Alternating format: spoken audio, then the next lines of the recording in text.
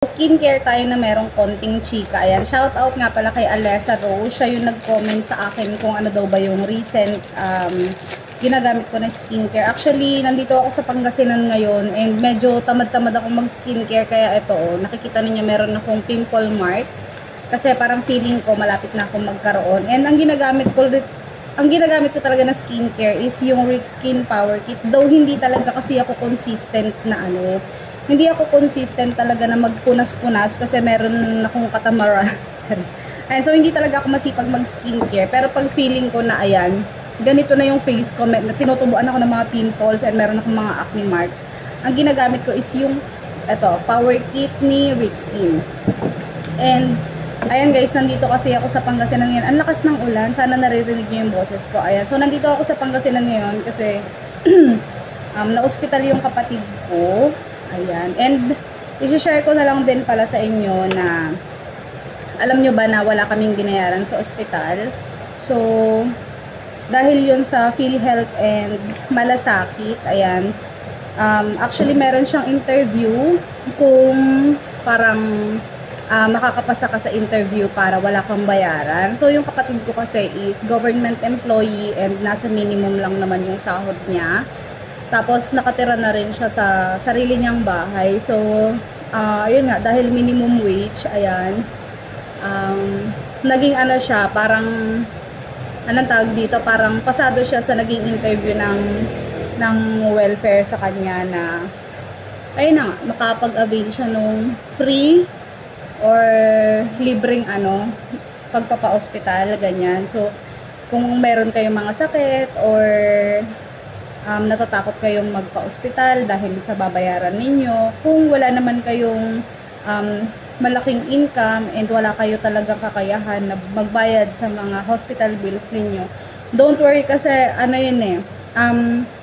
bagong program ng government ng ayun nga yung Malasakit Center and merong magi-interview sa inyo sa hospital just in case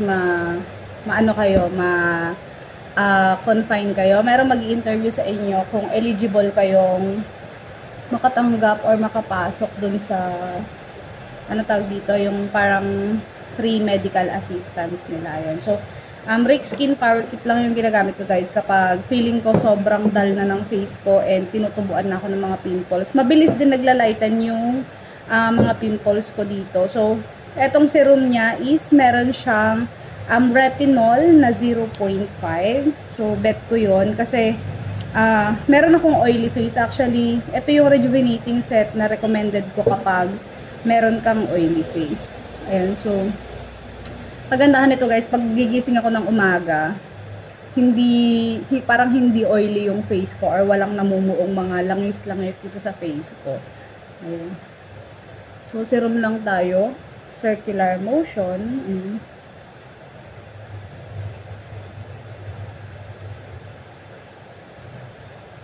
And bukas pupunta ako sa school. So, ayun lang guys, yun yung chika ko. Ayan. So, may nagtanong kasi dun sa last video na in-upload ko kung ano daw yung skincare na ginagamit ko.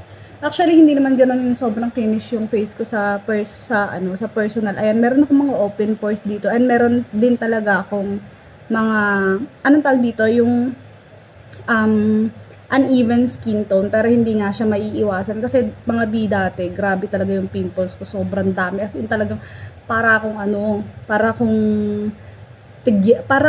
tigyawat na tinubuan ng mukha, ganun baliktad, hindi siya mukha na tinubuan ng tagyawat, as in talaga super duper dami ng pimples ko. And ang nakatulong talaga sa akin is itong Rick Skin Power Kit, kaya super duper favorite ko tong na to.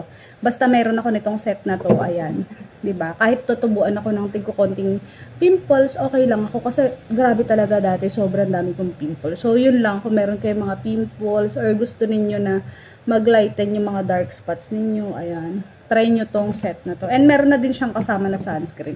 Itong sunscreen na to, hindi siya malagkit, hindi siya namumuti sa mukha. Ayan, so super duper recommended ko siya. Actually, seller ako nitong product na to. Ayan, pero sa ngayon kasi nakasarado yung shop ko dahil nandito ako sa Pangasinan. Ayan, papasok ako ng school bukas. So, maglalagay na lang ako sa sa baba ng link kung sino yung mga authorized distributor or kung anong shop kayo makakabili ng original na product na ganito. Ayan. So, yun lang ay bye-bye.